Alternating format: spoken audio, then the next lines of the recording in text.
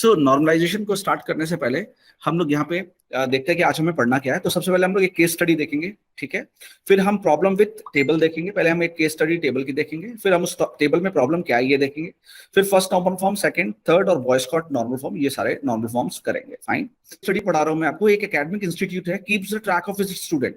वो अपने स्टूडेंट का ट्रैक रखता है, अपने फैकल्टी का ट्रैक रखता है, and the subject being studied by the student and taught by the faculty. तो ये जो एकेडमिक इंस्टीट्यूट है, इन 3 पैरामीटर्स के ऊपर काम कर रहा है, एक स्टूडेंट्स के ऊपर, एक फैकल्टी के ऊपर, और कितने सब्जेक्ट्स उसके यहाँ चल रहे हैं और उन्हें कौन पढ़ा रहा है, इसके ऊपर वो डिस्कस करता है। The institute has multiple department. जैसा होता है, अब बनस्थली है, एबीएस है, कोई भी कॉलेज है, वहां पे मल्टीपल डिपार्टमेंट होते हैं, एमसीए, बीसीए, बीटेक, बीटेक में बहुत सारी ब्रांचेस, एमटेक। तो ऐसे ही उसमें मल्टीपल ब्रांचेस है, डिपार्टमेंट्स है, in which many faculty are taking care of various subjects. बहुत अच्छी बात है। Each faculty has a name and an address. हर फैकल्टी का अपना एक नाम है और उसका खुद का एक एड्रेस है। बहुत अच्छी बात है। तो फैकल्टी का नाम तो कुछ ना कुछ होगा ही और उसका कुछ एड्रेस होगा। अब आगे बढ़ते हैं। Each student has a name. Student का भी नाम है, उसका एक रोल नंबर है और उसका अपना एड्रेस है। तो ध्यान से सुनो, ये केस स्टडी क्या है। मतलब आप केस स्टडी का मतलब ये है कि मेरे पास, मैं एक दिन बैठा हुआ था और सेठी मैडम आए और सेठी मैडम ने बोला कि सर हम सॉफ्टवेयर बनाते हैं और मैंने सुना आपकी कोचिंग चलती है, तो सर आप कैसे कैसे रिकॉर्ड्स रखते हैं, तो आप थोड़े अपने रिकॉर्ड्स के बारे में बताइए। तो मैं इसको बता रहा हूँ कि भाई मेरा इंस्टीट्यूट है, यहाँ पे बहुत सारे डिपार्टमेंट हैं, बहुत सारे फैकल्टी है, फैकल्टी की हम ये इन्फॉर्मेशन रखते हैं, स्टूडेंट्स की ये इन्फॉर्मेशन रखते हैं। तो मैंने बोला स्टूडेंट, मैंने बोला पर्सन, मैंने बोला यूनिवर्सिटी, मैंने बोला सब्जेक्ट। तो ये ब्रॉडर टर्म है, ब्रॉडर, ये बड़े बड़े टर्म्स हैं। स्टूडेंट बहुत सारे हो सकते हैं। अनामिका भी एक स्टूडेंट है, अनन्या भी है, गरिमा भी है और सपना भी है, देन वी हैव जया भी है। तो ये मैंने लिखा जया, मैंने लिखा अनन्या, मैंने लिखा निकिता। तो ये जो सारे लोग हैं ना, ये सारे जो लोग हैं ये स्टूडेंट के अंदर आ रहे हैं। तो स्टूडेंट एक ब्रॉडर टर्म है। तो जो ब्रॉडर टर्म होता है उसे बोलते हैं एंटिटी इंस्टांस, एंटिटी टाइप। इसे क्या बोलते हैं? Entity type. और जो उसके अंदर रो बन रहे हैं उसे बोलते हैं एंटिटी इंस्टांस। ये हो गया एंटिटी इंस्टांस। एंटिटी टाइप को एंटिटी सेट भी बोलते हैं। अब समझ में आया? पर्सन, पर्सन कोई एक पर्सन एक जनरलाइज टर्म है। हम भी पर्सन है, आप भी पर्सन है, इस दुनिया में बहुत सारे जो इंसान है वो पर्सन है। अब पर्सन में मेरा नाम कुंद्रा है, मैं कुंद्रा भी हो सकता हूं, कोई आपके फादर भी हो सकते हैं, कोई भी इंसान हो सकता है, वो पर्सन हो गया। यूनिवर्सिटी बहुत सारी है। अगर मैं बोलूं के एन मोदी यूनिवर्सिटी, अगर मैं बोलूं बनस्थली यूनिवर्सिटी, अगर मैं बोलूं एबीएस यूनिवर्सिटी, अगर मैं बोलूं वाईएमसी है, तो ये उसके पार्ट है, उस टेबल की एंट्रीज है। तो ये है एंटिटी टाइप और ये है entity instance. Subject broader term है, बहुत सब्जेक्ट हो सकते हैं। कंप्यूटर साइंस के एन नंबर ऑफ सब्जेक्ट्स हैं, मैकेनिकल के बहुत सारे सब्जेक्ट्स हैं, सिविल के बहुत सारे सब्जेक्ट्स हैं। तो सब्जेक्ट्स में हम किसकी बात कर रहे हैं? That is instance. और सब्जेक्ट अपने आप में एक एंटिटी एंटिटी टाइप है। मेरी बात आप समझ में आई आपको? ओके, अब ये पहले बात समझना शुरू करते हैं। तो अब देखो, जल्दी जल्दी बातें समझते हैं। और मैं आपको वादा करता हूं, अब मेरा वादा सुनो अब आपसे, and it's my not over confident, it's my introspection. आने वाले 4 लेक्चर के बाद अगर मैंने आपको पूरे नॉर्मलाइजेशन में जीनियस नहीं बना दिया, या अगर आप ऐसा कोई भी क्वेश्चन जिसका आंसर नहीं दे पाओगे, तो आप मुझे बता देना, या कोई भी नेट गेट का क्वेश्चन उठा लेना। तो आने वाले 4 से 5 लेक्चर में मैं आपको पूरी तरीके से पूर्णतः सफल बना दूंगा। So I will try my level best to make you perfect in this. तो अब हम इसको पूरी अच्छी तरीके से पढ़ने की कोशिश करते हैं। तो एंटिटी टाइप को रिप्रेजेंट करते हैं रेक्टेंगुलर बॉक्स से। डायग्राम की बात करें, जैसे सर ने बताया होगा, जैसे स्टूडेंट है, तो स्टूडेंट एक एंटिटी टाइप है या एंटिटी सेट है। सब्जेक्ट एक एंटिटी टाइप है या वो है। और अगर इसको टेबल में रिप्रेजेंट करता है, तो जो टेबल का नाम होता है उसे बोलते हैं एंटिटी टाइप। अब टेबल स्टूडेंट है, उसके अंदर कुछ एट्रीब्यूट होंगे। भाई एट्रीब्यूट क्या क्या होंगे? स्टूडेंट का नेम होगा, उसका रोल नंबर होगा, उसकी एज होगी, उसके मोबाइल नंबर होगा। अब मैंने यहाँ पे एंट्री करना शुरू की। रोल नंबर 1 अनन्या का है, रोल नंबर 2 निकिता का है, रोल नंबर 3 गरिमा का है, रोल नंबर 4 आपका जया का है। तो इस तरीके से जब मैं ये एंट्री कर रहा हूं, तो ये जो एक एक वैल्यूज है ना, एक एक वैल्यूज, इनको बोलेंगे एंटिटी इंस्टांस। और ये जो टेबल का नाम है उसे बोलेंगे एंटिटी टाइप या एंटिटी सेट। ठीक है। तो जब भी हम सॉफ्टवेयर बनाते हैं, अब ध्यान से सुनो, जब भी हम सॉफ्टवेयर बनाते हैं, तो सॉफ्टवेयर बनाते समय क्या होता है? एक होता है ओनर, ये भाई ओनर, ठीक है, ये ओनर, ये मैं ओनर थोड़ा अच्छा सा बनाता हूँ आपके लिए ना। ओनर ओनर सब बढ़िया सा बना के आपको दिखाता हूँ थोड़ा, ताकि मुझे कोई स्पेस में देखो, मुझे ये देखो, एक ओनर है, ये मैंने बनाया ओनर, ये ये मोटा सा बंदा, सॉलिड भाई, बहुत करोड़पति बंदा है, ये ओनर है, ये ओनर है, इसका दिमाग बहुत ज्यादा चलता है। अब इसके पास एक सॉफ्टवेयर इंजीनियर आया, पतला दुबला सा, ठीक है। इसने बोला सर, मैंने सुना आप कोचिंग चलाते हो। उसने बोला हाँ मैं चलाता हूँ, बताओ क्या काम है। तो इसने बोला सर मुझे ना आपसे आपके लिए सॉफ्टवेयर बनाना है। तो बोला हाँ हाँ बना दो यार, मुझे बहुत जरूरत रहती है, मैं बहुत लोगों के नाम भूल जाता हूँ, उनके एड्रेस भूल जाता हूँ, उनके फोन नंबर नंबर भूल जाता हूँ। तो उसने बोला सर जरा आप अपनी रिक्वायरमेंट बताइए। तो अब ये देखो रिक्वायरमेंट बता रहा है कि मेरा एक एकेडमिक इंस्टीट्यूट है, मैं स्टूडेंट का ट्रैक रखता हूँ, फैकल्टी का ट्रैक रखता हूँ और सब्जेक्ट का ट्रैक रखता हूँ। इस बंदे ने तुरंत अपनी कॉपी खोली और फटाक से डायग्राम बनाया, एक बनाया स्टूडेंट का, एक बनाया एंटिटी फैकल्टी की, एक एंटिटी बताई उसने फैकल्टी की, और एक सब्जेक्ट की। फटाक से उसने एंट्री बना दी। अब उसने बोला कि सर अच्छा और क्या होता है। कह रहा था इंस्टीट्यूट हैज मल्टीपल डिपार्टमेंट। अच्छा अच्छा सर, अच्छा बहुत सारे डिपार्टमेंट है। ओके, फटाक से उसने क्या किया, एक और टेबल बना लिया डिपार्टमेंट नाइन का, व्हाटएवर इट इज। उसने बोला भाई बहुत सारे डिपार्टमेंट है, चलो in which many faculty are taking care of various subjects. अच्छा सर समझ में आ गया। Each faculty has a name and address. Oh faculty का नेम और एड्रेस है, तो फैकल्टी के दो एट्रीब्यूट इसने निकाल। एट्रीब्यूट को किससे रिप्रेजेंट करते हैं, ओवल से करते हैं ना। तो इसने एक फैकल्टी बनाया और तुरंत इसने एक डायग्राम बना लिया फैकल्टी के दो एट्रीब्यूट। क्या क्या, एक उसका नाम रखते हैं सर, और एक उसका क्या रखते हैं, एड्रेस। बोले ये बात समझ में आ रही है आप लोगों को। Each faculty has name. फिर बोला ईच स्टूडेंट हैज, और सर आप स्टूडेंट की क्या क्या इन्फॉर्मेशन रखते हैं। तो उसने बोला यार मैं ऐसा करता हूँ ना, स्टूडेंट की ना यार मैं बहुत सारी इन्फॉर्मेशन रखता हूँ, उसका मैं नाम रखता हूँ। उसने फटाक से लिखा यहाँ पे नेम, और उसने बोला यूनिक रोल नंबर। जैसे उसने यूनिक रोल नंबर बोला, उसने लिखा रोल नंबर और नीचे अंडरलाइन कर दी। Each subject has a name and unique ID. और सब्जेक्ट उसने एक सब्जेक्ट का बनाया, सब्जेक्ट का नेम है और सब्जेक्ट की आईडी है, फटांग दिकांग जो भी करना है उसने बना लिया। So below have listed all possible attribute from the given case study. तो अब इस केस स्टडी से क्या क्या एट्रीब्यूट निकाले आप मुझे बताना, अगर आपको पसंद ना आए तो। फैकल्टी नेम निकाला, ये बिल्कुल बिल्कुल, फैकल्टी का एड्रेस निकाला, उसका डिपार्टमेंट का नेम निकाला, स्टूडेंट का रोल नंबर निकाला, नेम ऑफ स्टूडेंट निकाला, स्टूडेंट का एड्रेस निकाला, सब्जेक्ट की आईडी निकाली, सब्जेक्ट का नाम निकाला और मार्क्स अच्छा निकाला। अब हम आगे बढ़ते हैं। तो यहां तक उसने पूरे एट्रीब्यूट्स निकाल लिए। Below are the listed all possible attribute for a given case study. अब देखते हैं। अब मैंने क्या किया, एक टेबल में आपको दिखाता हूं। अब इस टेबल को आप लोग ध्यान से देखो, ध्यान से देखते हैं। अब देखते हैं प्रॉब्लम विद द टेबल। इस टेबल में प्रॉब्लम क्या थी, let's start with the table. अगर मैं इस टेबल को देखूं ना, मुझे बहुत तेज गुस्सा आ रहा है, मुझे इस टेबल को देख के बहुत तेज गुस्सा आ रहा है। ठीक है, मैं रो रहा हूं, अच्छा गुस्सा ऐसे मतलब रो रहा हूं, समझ करो।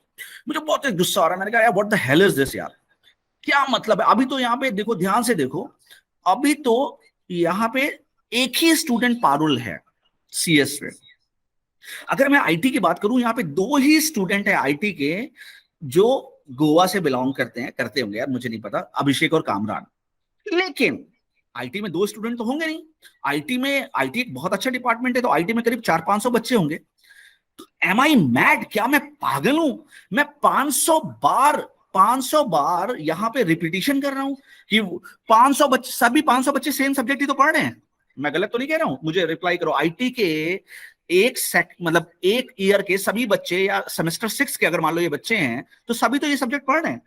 500 बार बेवकूफ के जैसे ये एडमिशन ये लिख रहा हूं, 500 बार उसके आगे ये लिख रहा हूं, 500 बार उनके मार्क्स लिख रहा हूं, 500 बार उनकी फैकल्टी के नाम को रिपीट कर रहा हूं, 500 बार उन फैकल्टी के एड्रेस को रख रहा हूं। तो यार मैं कर क्या रहा हूं, मैं वेस्ट कर रहा हूं अपनी मेमोरी को, और मैं रिडंडेंसी बढ़ा रहा हूं। रिडंडेंसी मतलब डुप्लीकेसी बढ़ा रहा हूं।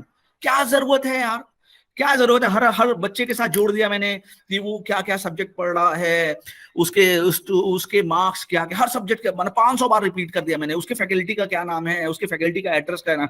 तो 500 बार रिपीट कर रहा हूं मैं इन सब चीजों को। अभी तो यहाँ पे सीएस का एक ही बंदा है। अभी सीएस का यहाँ पे मान लो 500 बंदे होते या 1000 बंदे होते, तो मुझे 1000 बार रिपीट करना पड़ता। It's really very bad. अब आती है बात, इस टेबल को देख के मुझे लगा यार इस टेबल में बड़ी प्रॉब्लम है यार, ये बड़ी प्रॉब्लम वाला टेबल है। तो अब आती है बात, चलो पहले डिस्कस कर लेते हैं कुछ चीजों के बारे में। अगर मैं बात करूं की, तो की क्या होती है, आपको पता है, सब लोगों को की पता है क्या होती है की, व्हाट इज की। वो एट्रीब्यूट जिसकी मदद से हम टेबल के किसी भी रो को यूनिकली आइडेंटिफाई कर पाए ना। व्हाट इज की इज अ एट्रीब्यूट और सेट ऑफ एट्रीब्यूट। या तो एट्रीब्यूट हो, अकेला एट्रीब्यूट जिसमें इतनी ताकत हो, या सेट ऑफ एट्रीब्यूट मतलब एक से ज्यादा एट्रीब्यूट मिल जाएं, और वो दोनों मिलकर, दो या तीन मिलकर टेबल के किसी भी टपल को, टपल मतलब रो को यूनिकली आइडेंटिफाई कर जाएं, ऐसे एट्रीब्यूट को हम बोलते हैं की। अब फॉर एग्जाम्पल, अगर इस टेबल में रोल नंबर नहीं होता, ठीक है, और क्या होता पारुल, यहां पे एक टेबल, एक क्लास में 50, एक कॉलेज में 5000 स्टूडेंट हैं, और यहाँ पे भी एक पूरे कॉलेज का डेटा, तो करीब 50 पारुल तो होंगे या नहीं? 50 अभिषेक होंगे, अभिषेक कॉमन नेम है, हो सकते हैं या नहीं, बोलो मुझे। और अभिषेक ने क्या किया, अभिषेक ने अनन्या को कुछ बोला और वो भाग गया। और जब अभिषेक ने अनन्या को कुछ बोला और वो भाग गया, तो भागते भागते क्या हुआ, अभिषेक का एडमिट कार्ड गिर गया। अब अनन्या क्या करती है, अपने प्रिंसिपल के पास जाती, कहती है I sir this guy has misbehaved with me, I want his detail, मुझे इसका सर पूरा एड्रेस चाहिए, इसके पापा का नंबर चाहिए। अब सर जाते हैं और सर अपने कंप्यूटर पे जैसे अभिषेक डालते, कहते हैं अरे बेटे यहाँ तो 50 अभिषेक है, किसने आपको कुछ चेहरा याद है? अब बैठ के तुम क्या पिक्चर बनाओगे? नहीं ना।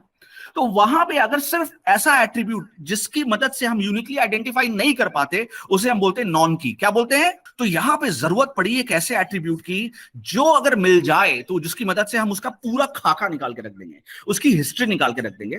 तो अगर अब अभिषेक, अगर वो एडमिट कार्ड अनन्या को मिला होता और वहां पे लिखा होता रोल नंबर 202125, अब जो इसके प्रिंसिपल होते हैं, इसके जो डायरेक्टर होते हैं, वो ये रोल नंबर डालते हैं, तो वो 50 अभिषेक में वो इकलौता अभिषेक निकल के बाहर आ जाता। उसके पापा का मोबाइल नंबर, उसके वो कहां रहता है, सारी की सारी इंफॉर्मेशन उस पूरे टपल की मैं निकाल के बाहर कर देता।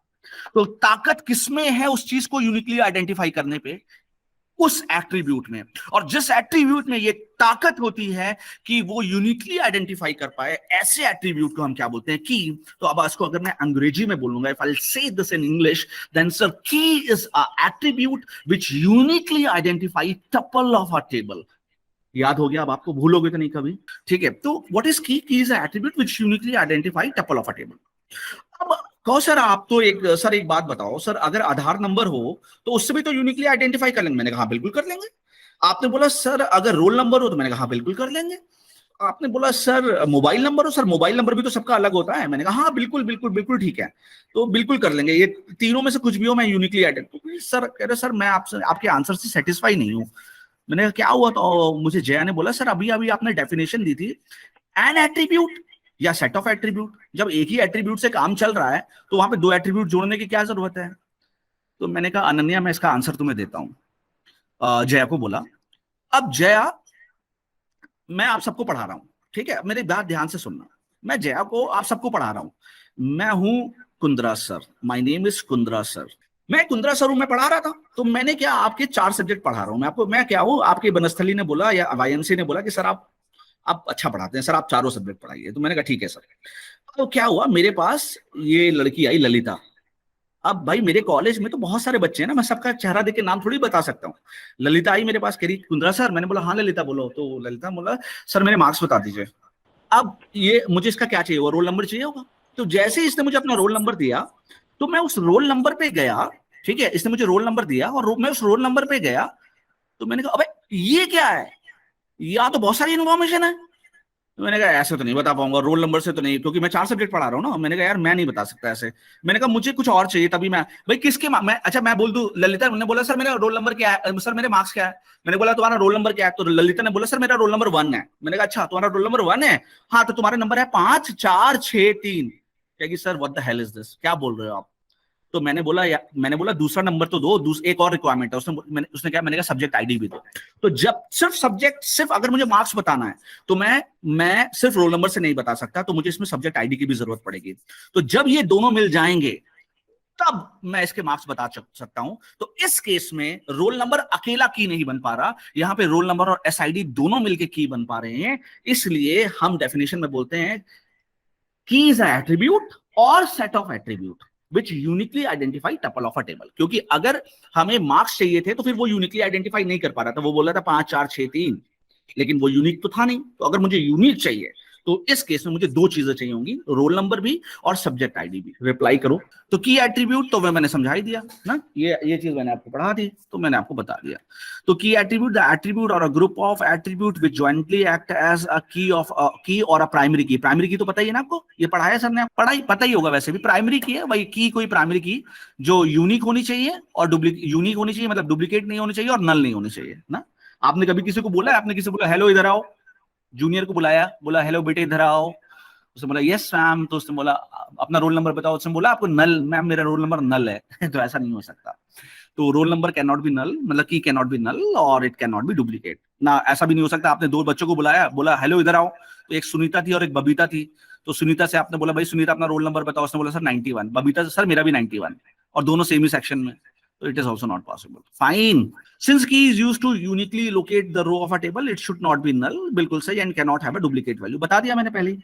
और जब भी आप एसक्यूएल में, अब एसक्यूएल आपने एसक्यूएल नहीं किया, अगर किया है तो ठीक है, नहीं किया तो मैं बता दे रहा हूं, आप एक टेबल क्रिएट करो, आप लिखोगे क्रिएट टेबल स्टूडेंट, अब आप एक टेबल बना रहे हो जिसमें प्राइमरी की है, तो आप लिखोगे क्रिएट टेबल स्टूडेंट, ये आपने बनाया, आपने लिखा रोल, फिर इसका डेटा टाइप लिखा इंट, और उसके आगे लिखा प्राइमरी की, उसके आगे क्या लिखा प्राइमरी की, तो ऐसा करते, और फिर आपने लिखा स्टूडेंट या नेम लिखा, नेम में लिख दिया आपने वैर कैर या कैर वैर कैर, ऐसे करके आपने एंटर करके और यहाँ सेमीकोलन लगा के एंटर मार दिया। तो क्या हुआ, इसने क्रिएट किया टेबल स्टूडेंट में जिसमें रोल नंबर जिसका डेटा टाइप इंटीजर है वो एक प्राइमरी की है। क्लियर हो गया आपको? ऐसे हम एसक्यूएल में काम करेंगे, तो ऐसे करते ही आपका एक टेबल बन जाएगा जिसमें रोल नंबर की बन जाएगा, और जैसे ही आप रोल नंबर में डुप्लीकेट डालेंगे, जैसे मान लो आपने रोल नंबर 1 डाल दिया, दोबारा आप कभी गलती से रोल नंबर 1 डालेंगे तो लिख के आएगा प्राइमरी की कंस्ट्रेंट वायलेटेड। और अगर आप उसमें कभी गलती से नल डालने की कोशिश करेंगे, अगर आपने कुछ भी नहीं डाला, ब्लैंक छोड़ दिया, तो फिर वो बोलेगा भाई क्या कर रहे हो, प्राइमरी की कंस्ट्रेंट वायलेटेड, मतलब ना ही वो नल वैल्यू एक्सेप्ट करेगा, ना ही वो डुप्लीकेट वैल्यू एक्सेप्ट करेगा। क्लियर हो गया आपको? अब आती है सबसे इंपॉर्टेंट चीज जिसमें सबसे ज्यादा कंफ्यूजन होता है, मैं अभी बिल्कुल नहीं देखने वाला इसको, और मैं बिना देखे आपको समझा देता हूं, फिर आप पढ़ते रहना, मैं आपको पढ़। अब देखो एनॉमली, तो आईडीयू होती है anomaly, IDU insertion deletion update anomaly, 3 तरीके के एनॉमली होते हैं सपना। सबसे पहले बात मैं करता हूं अपडेट एनॉमली की। अगर मैं इस टेबल को देखूं, और अगर मैं बात करूं इस टेबल को देखूं, और आईटी में यहाँ पे 2 ही बच्चे थे, मान लो आईटी में 500 बच्चे होते, और क्या होता, सी जो है वो रोहित सर पढ़ा रहे थे, रोहित सर नाराज हो जाते हैं, और रोहित सर कहते हैं यार मैं जा रहा हूं, ठीक है अच्छा चलता हूं, दुआओं में याद रखना। तो रोहित सर जाते हैं, तो जब रोहित सर चले जाते हैं वहां से, तो वहां पे रोहित सर की जगह कोई विनीत सर आ जाते हैं। पता है मुझे क्या करना पड़ेगा? मुझे 500 बच्चों के आगे, सी के आगे रोहित सर की जगह विनीत सर करना पड़ेगा। मेरी बात समझ रहे हो आप? मुझे 500 बच्चों के आगे, अगर ये तो 500 है, अगर मान लो कोई रिकॉर्ड है, फॉर एग्जाम्पल एक टेबल है जिसमें भारत के लोग हैं, और भारत के लोगों के सामने मैंने जोड़ दिया प्रधानमंत्री नरेंद्र मोदी, एक टेबल बनाया, और उस टेबल में मैंने एक कॉलम जोड़ दिया, मैंने बनाया पर्सन का टेबल, और उसके आगे जोड़ दिया प्राइम मिनिस्टर ऑफ इंडिया, और उसमें लिख दिया मैंने नरेंद्र मोदी। और अगर नरेंद्र मोदी अगली बार नहीं आए तो मुझे 135 करोड़ बार मुझे उसको अपडेट करना पड़ेगा। तो यार ये बड़ा बड़ा बेकार सा काम है यार। और सपोज करो गलती से 500 में से 325 जगह तो बदल के विनीत हो गया, और कहीं बच गया 175 बार जहां अभी भी रोहित लिखा हुआ है, तो ये तो होगी इनकंसिस्टेंसी। पहली बात क्या होगी? इनकंसिस्टेंसी होगी ना, इनकंसिस्टेंसी। कोई बोल रहा है सी पढ़ा रहा है रोहित सर, और कोई बोल रहा है कोई सी पढ़ा रहा है विनीत सर। और दूसरी चीज कि मेरी एफिशिएंसी बेकार हो रही है, और अगर मान लो 500 की 500 जगह सही अपडेट हुआ, तो मुझे 500 बार अपडेट करना पड़ रहा है। तो यार ये बहुत बड़ी प्रॉब्लम है। तो इसलिए मुझे ये एक तरीके की एनॉमली है, और ये एनॉमली कहती है यार क्यों जोड़ रखा है फैकल्टी को तुमने स्टूडेंट टेबल के साथ, कर दो इसको अलग, इसको निकाल के बाहर कर दो। जब इसको मैं निकाल के बाहर कर दूंगा, या सब्जेक्ट टेबल को अलग कर दूंगा, या स्टूडेंट टेबल को अलग कर दूंगा, तो इसमें क्या होगा कि सिर्फ स्टूडेंट की इंफॉर्मेशन एक जगह होगी, और सीएस कौन पढ़ा रहा है, मुझे सी कौन पढ़ा रहा है, मुझे सिर्फ एक बार एंटर करना पड़ेगा। मतलब मैंने यहाँ पे ब्रेक कर दिया, मैंने यहाँ पे दीवार खींच दी है। आपने देखा होगा क्योंकि सास भी कभी बहू थी टाइप्स जो सीरियल्स आते हैं, उसमें सास और बहू के बीच में क्या होता है, दीवार सी आ जाती है ना। तो यहाँ पे मैंने टेबल के बीच में दीवार ला दी, टेबल को डिकम्पोज कर दिया, टेबल को नॉर्मलाइज कर दिया, क्योंकि इस टेबल में अपडेट एनॉमली है। और अपडेट एनॉमली में क्या 2 प्रॉब्लम होती है, एक तो मेरी एफिशिएंसी खराब हो जाती है, और एक उसमें इनकंसिस्टेंसी की प्रॉब्लम आती है। तो ऐसी प्रॉब्लम जिसमें टेबल में डुप्लीकेसी की वजह से फिर सुनना ध्यान में, ऐसी प्रॉब्लम जिसमें टेबल में डुप्लीकेसी की वजह से इनकंसिस्टेंसी आ सकती है या मेरी एफिशिएंसी या एनर्जी खराब हो सकती है, ऐसी प्रॉब्लम को हम बोलते हैं अपडेट एनॉमली। मुझे बात समझ में आई? और इस अपडेट एनॉमली को दूर करने का ही तरीकों को हम बोलते हैं नॉर्मलाइजेशन। तो नॉर्मलाइजेशन की डेफिनेशन अब सुनो। Normalization is a process of analysing relational schema. एक टेबल को इस प्रकार से देखो, process of analyzing relational schema in terms of its functional dependency and keys, जिसको हम बाद में पढ़ेंगे, in order to achieve desired objective। और ऑब्जेक्टिव क्या है कि इसमें मैं रिडंडेंसी कम कर सकूं। नॉर्मलाइजेशन का सिर्फ, अगर तुमको नॉर्मलाइजेशन की 2 लाइन में डेफिनेशन बोलनी है तो सर बोलो, अगर कोई तुमसे पूछता है कि what is normalization, sir table के अंदर रिडंडेंसी को खत्म करना और एनॉमली को खत्म करना, इसी को हम बोलते हैं सर नॉर्मलाइजेशन। तो वो तुमसे तुरंत पूछेगा अच्छा एनॉमली को खत्म करना, तो बताओ कितने तरीके की एनॉमली है, तब आप बोलोगे सर इंसर्ट, डिलीट, अपडेट। और फिर बोलेगा अच्छा बताओ अपडेट एनॉमली क्या होती है, तब तुम एक टेबल लेके उसको समझा दोगे और उसको मजा आ जाएगा, बोलेगा बेटा क्या बढ़िया समझाया तुमने कि अपडेट एनॉमली क्या होती है। अब आप 500 में से ऐसे बताया ना मैंने, हो सकता है कई जगह कुछ जगह बदल जाए, जगह ना बदले ना। अगर कोई तुमसे पूछ रहा है कि बताओ वहां पे ये कौन पढ़ाता है, तो कोई लोग बोल रहे हैं भाई ये पढ़ाता है, कोई बोल रहा है ये पढ़ाता है, तो फिर होता है ना यार क्या बोल रहे हो आप। और दूसरा यार 500 बार मुझे अपडेट करना पड़ रहा है यार, इसको अलग कर दो ना, इस टेबल को हटा के अलग कर दो, तोड़ दो, तभी तो हम लोग नॉर्मलाइजेशन करते हैं। नॉर्मलाइजेशन मतलब टेबल को तोड़ दो ताकि उसमें से रिडंडेंसी कम हो जाए और एनॉमली कम हो जाए। नॉर्मलाइजेशन का मतलब होता है डिकम्पोजिशन। डिकम्पोजिशन, तोड़ दो। क्यों तोड़ना है, वजह क्या है तोड़ने की? क्योंकि मेरा जो ऑब्जेक्टिव है वो 2 है। क्या ऑब्जेक्टिव है? कि मुझे रिडंडेंसी कम करनी है और मुझे एनॉमली खत्म करनी है। बोलो, तो redundancy in a table leads to update anomaly, update anomaly can generate inconsistency. बोलो समझ में आ गया या नहीं आ गया? अब देखो इंसर्ट एनॉमली, भूल जाओ इसको। अब इंसर्ट एनॉमली क्या है देखो। इंसर्ट एनॉमली क्या है? ये टेबल जुड़े हुए थे, अब ये टेबल जुड़े हुए थे, मैं ओनर था, मेरा नाम था कुंद्रा सर, मैं हूं मालिक, मैं हूं कुंद्रा सर, मैं इस टेबल का ओनर हूं। ये मेरा टेबल है। तो भाई अब ये मेरा टेबल है, अब ये मेरा टेबल है। तो जया से मेरी जान पहचान थी, जया जो थी मेरे फ्रेंड की सिस्टर है। जया ने बोला सर मुझे अपने कॉलेज में ना सर प्लेसमेंट दे दो। मैंने कहा ठीक है जया तुम आ जाओ, ठीक है, you just come and join my college. तो मैंने क्या किया, अपने टेबल में एंट्री करना शुरू किया। मैंने लिखा है जया फरीदा, तो मैंने लिखा FDB, मैंने लिख लिया। अभी जया का रिक्रूटमेंट हुआ है, आज आज आज 23 तारीख को रिक्रूटमेंट हुआ है भैया। अभी इसको सब्जेक्ट मैंने नहीं दिया है, तो यहाँ पे क्या आएगा, मार्क्स में इसके आगे नल आएगा, इसने किसी बच्चे को पढ़ाया नहीं, अभी इसे मैं कोई सब्जेक्ट भी नहीं दिया। सब्जेक्ट आईडी में भी क्या आ जाएगा, नल आ जाएगा। डिपार्टमेंट नेम में भी अभी कोई डिपार्टमेंट भी असाइन नहीं किया। मैंने कहा अभी तुम आओ, मैं देखता हूँ, 1 हफ्ते में देखता हूँ। अभी मैं बाहर हूँ, लंदन में हूँ, अभी बताता हूँ। इसके एड्रेस में भाई स्टूडेंट का एड्रेस में भी नल आएगा, क्योंकि इसको भी कोई स्टूडेंट ही असाइन नहीं है। स्टूडेंट के नेम में भी नल आएगा और रोल नंबर में भी नल आएगा। और अभी अभी मैंने बताया था कि रोल नंबर और सब्जेक्ट आईडी कभी भी नल नहीं हो सकते, क्योंकि की है वो, की कभी भी नल नहीं हो सकती। और जया ने क्या किया, जया ने आते ही उनको नल कर दिया। और मैं चाह भी लूं, मैं कितना भी बड़ा धन्ना सेठ के, मैं कितना भी बड़ा मालिक बन जाऊं, मैं जया को एंट्री दे ही नहीं पाऊंगा। DBMS बोलेगा चलो इधर से जाओ, यहां से जया वया कोई एंट्री नहीं होगी। जया की तभी एंट्री होगी जब उसके करस्पॉन्डिंग तुम मुझे बच्चे दोगे, अदरवाइज मैं तुम्हें जया को एंट्री करने ही नहीं दूंगा। मैंने बोला मैं मालिक हूँ, DBMS बोला मैं तुमसे बड़ा मालिक हूँ, मैं तुम्हें एंट्री करने ही नहीं दूंगा। कैसे कर लोगे आप एंट्री, मैं करने ही नहीं दूंगा, आपको करके दिखाओ। जया को मैं दूंगा, होने नहीं दूंगा प्लेसमेंट। तो फिर मैंने कहा अरे बाप रे बाप, जया की तो इंसर्ट ही नहीं कर पा रहा हूं मैं। क्यों नहीं कर पा रहा हूं? क्योंकि जया को इंसर्ट करने से मुझे उस एट्रीब्यूट को नल करना पड़ रहा है जो नल हो ही नहीं सकते। तो फिर वही बात आ गई, क्योंकि सास भी कभी बहू थी, तो फिर अलग करो ना यार, करो ना अलग, इस टेबल को अलग करो और फैकल्टी के टेबल को अलग करो। तो अगर ये फैकल्टी का टेबल अलग होता, तो अगर ये फैकल्टी के टेबल को मैं तोड़ के अलग कर देता, तब मैं जय के एंट्री कर पाता या नहीं कर पाता? सब लोग बताओ आप। Adding the info of faculty into the table is forcing us to put null into the some cells which are key cells. This is insert anomaly. देखो मैं पढ़ता भी नहीं, मैंने पढ़ा भी नहीं क्या लिखा है, मैंने ऐसे ही समझा दिया भाई, ये देखो ये होती है इंसर्ट एनॉमली। बोलो समझ में आया नहीं? समझ में आया? कभी जिंदगी में नहीं भूलोगे इंसर्ट एनॉमली। इंसर्ट मतलब याद रखना, अच्छा सर ने बताया था इंसर्ट मतलब कुछ इंसर्ट करने की वजह से नल आ रहा है। और नल क्यों आ रहा है? क्योंकि टेबल बहुत बड़ा है, टेबल बहुत बड़ा है, उसमें क्या है, उसकी वजह से बहुत सारी एंट्री नल हो रही है। तो टेबल को अब समझ में आ रहा है तुम लोग को नॉर्मलाइजेशन क्यों करने वाले हम लोग। अब आती बात डिलीट एनॉमली की। एक एंट्री ऐसी है जो उस डिपार्टमेंट की लास्ट एंट्री है। अगर एक एम्प्लॉय ऐसा है जो उस डिपार्टमेंट का लास्ट एम्प्लॉय है और वो उस डिपार्टमेंट को छोड़ के जा रहा है और वो टेबल जुड़ा हुआ है, मतलब उस टेबल में सारी इंफॉर्मेशन एक साथ इकट्ठे पड़ी हुई है, तो क्या होगा, उसके साथ साथ और सारी इंफॉर्मेशन भी लॉस हो जाएंगी, और सारी इंफॉर्मेशन भी लॉस हो जाएंगी, क्योंकि डिपार्टमेंट ही चला गया। तो इसको कैसे बचाएं? तो फिर वही, क्योंकि सास भी कभी बहुत ही, अगर ये टेबल अलग होता स्टूडेंट का, तो भेज दो ना पारुल को, तब तुम लिखो delete from student where roll is equal to 1, इस टेबल का नाम स्टूडेंट होता, तो ये उड़ जाता, ये तो बचा रहता।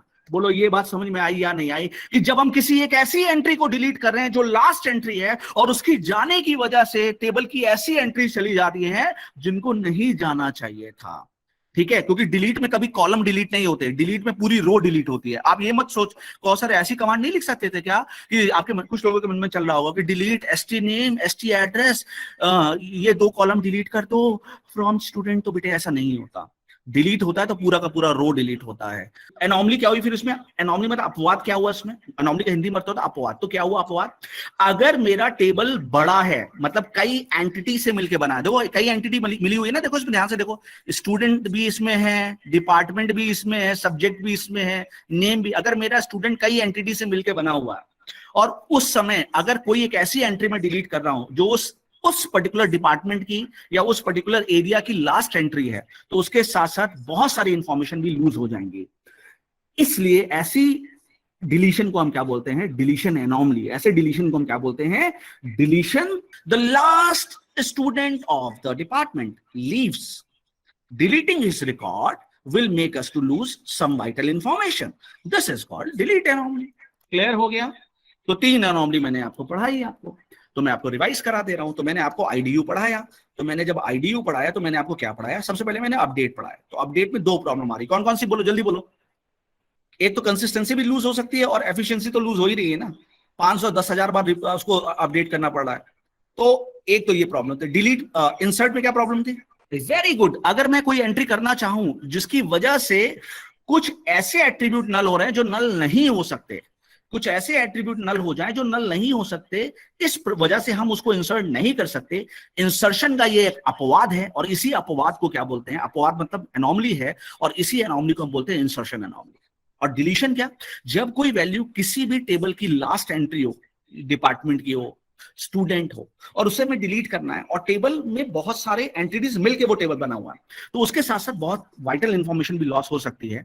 ऐसे एनॉमली को क्या बोलते हैं हम लोग, डिलीशन एनॉमली। सोल्यूशन क्या है इसका, नॉर्मलाइजेशन। तो एनॉमली का इलाज, एनॉमली एक बीमारी है, एनोमली एक बीमारी है, और उस बीमारी का इलाज क्या है, क्या है इलाज, नॉर्मलाइजेशन। ये क्वेश्चन सॉल्व करो भाई जल्दी से।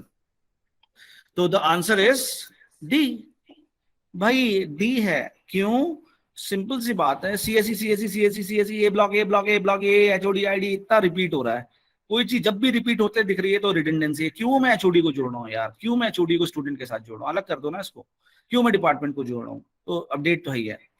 इंसर्ट क्या है, क्या अगर मैं किसी डिपार्टमेंट को जोड़ना चाहूं, सपोज करो मैंने सोचा मैं ओनर, मैंने कहा यार मैं बी फार्मा भी खोलूंगा, मैंने कहा बी फार्मा भी चलाऊंगा, तो अब जब बी फार्मा चलाऊंगा, अभी मैंने बिल्डिंग ही तो बनाई है, बच्चे तो एडमिशन नहीं हुए ना, तो यहाँ पे क्या आएगा, नल आएगा, ठीक है। तो ये बेटे रोल नंबर है और सीआईडी, ये तो अभी क्या होगा कि देखो ना, ये नल हो जाएगा ना, समझ में आ रहा है। अगर मैं बी फार्मा जोड़ना चाहूं तो यहाँ पे अभी बच्चे तो नहीं आए, और जब बच्चे नहीं आए तो ये एंट्री क्या होंगी गरिमा, नल हो जाएगी। और नल हो जाएगी, और नल हो नहीं सकती, क्यों, क्यों नल नहीं हो सकते, प्राइमरी की नल नहीं होती, क्योंकि की नहीं हो सकते, और इस वजह से मैं इसको एंट्री नहीं दे सकता, और एंट्री नहीं दे सकता तो ये कौन सी एनॉमली है निकिता, कौन सी एनॉमली है, इंसर्ट नहीं कर सकता तो sir insert anomaly, insert anomaly है। और डिलीट एनॉमली क्या, कहां पे दिख रही है आपको, कौन बताएगा जल्दी, आप कोई, आप नहीं बताओगे, कोई और बताएगा, जल्दी से बताओ कोई, डिलीट एनॉमली कहां पे दिख रही है आपको। सर अगर हम एमई डिपार्टमेंट नेम को डिलीट कर देते हैं। हाँ वेरी गुड, एमई का ये लास्ट बच्चा है, ये जाएगा। अगर राहुल या ईसी में भी लास्ट है क्या, ईसी का भी लास्ट बच्चा है, तो अगर प्रीत या राहुल में से किसी को भी डिलीट करना चाहें तो वो हमें क्या दे देगा, कौन सी एनॉमली दे देगा, डिलीट एनॉमली, क्यों दे देगा गरिमा, क्यों डिलीट एनॉमली दे देगा, क्योंकि वो लास्ट एलिमेंट है वहाँ का। उससे फर्क क्या पड़ेगा गरिमा, उससे सर ये हमारा बाकी डाटा डिलीट हो जाएगा।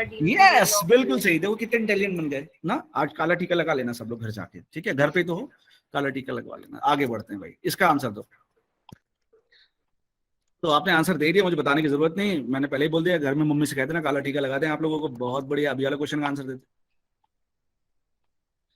तो जब बी है तो बी है ना, फिर ठीक है, अब आपको पता ही है, अब तो इंटेलिजेंट हो, मैं क्या बताऊं अब आपको, मुझे पता है।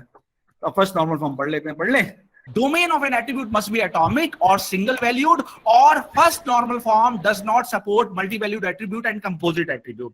मतलब अब composite attribute क्या होता है? जैसे सर ने आपको पढ़ाया हुआ है एड्रेस, मेरा जिप कोड क्या है, मेरी सिटी क्या है, मेरी गली क्या है, मेरा मोहल्ला क्या है, मेरा लैंडमार्क क्या है, तो ये कंपोजिट है। कह रहा है भैया वो फर्स्ट नॉर्मल फॉर्म कहता है भैया ये सब नहीं चलेगा, ये सब हमसे नहीं चलेगा, ये हमसे नहीं हो पाएगा, तुमसे ना हो पाएगा ना। हैव यू, जब मैं आपको कुछ चीज पहले ही पढ़ा देता हूं ना, जब मैं बाद में आपको उसको लिख के समझूंगा तो आप उसका डबल रिवाइज होगा। देखो आप डबल रिवाइज करो। The possible solution to remove anomalies and redundancy is to break table into multiple task. पहले बता चुका हूं या नहीं कि अगर पॉसिबल सॉल्यूशन है, अगर आपको एनोमली को हटाना है और रिडंडेंसी को हटाना है तो क्या करना पड़ेगा? पढ़ो उसको। ब्रेक द टेबल, ये मैं पहले ही बता चुका हूं। इनटू मल्टीपल टेबल, देखा मैंने पहले ही बता दिया आपको। We need to maintain a relationship, और जब आप टेबल को तोड़ोगे तो रिलेशनशिप तो बैठानी पड़ेगी ना। एक माँ होती है, उसके 4 बच्चे होते हैं, 4 बच्चे एक घर में रहते हैं तो वो लड़ते हैं, तो माँ कहती है बेटा तू यहाँ रहे, तू यहाँ रहे, तू यहाँ रहे और तू यहाँ रहे, तेरे आपस के बीच में प्यार बना रहेगा, आपस के बीच में प्यार रहेगा। तो टेबल भले ही टूट जाएं, अलग अलग हो जाए, लेकिन उनके बीच में रिलेशन मेंटेन होना चाहिए, और वो रिलेशन मेंटेन करता है फॉरेन की। So we need to maintain a relationship between table that merge after decomposing a single into many. जब हम एक सिंगल टेबल को बहुत सारे टेबल में तोड़ रहे हैं तो वो माँ कह रही है, माँ कह रही है अपने बच्चों से रोते हुए कि बेटा घर से अलग बड़े हो जाना लेकिन जुड़े रहना साथ में, क्योंकि फिर इंफॉर्मेशन कैसे निकलेगी ना। ठीक है, अगर पिताजी पूछेंगे कि मेरा छोटा बेटा कैसा है तो मुझे बताना पड़ेगा बड़े बेटे को फोन करके ऐसा कुछ कि तू उसके घर चले जा। This is what the relation. तो जब भी हम टेबल को तोड़ेंगे तो याद रहे उन टेबल को तोड़ते वक्त उनके बीच में रिलेशनशिप मेंटेन होना चाहिए। आगे बढ़ते हैं भाई, आगे बढ़ते हैं। Let's move forward. फॉरेन की, अब फॉरेन की क्या है जो मैं आपको आगे पढ़ाऊंगा।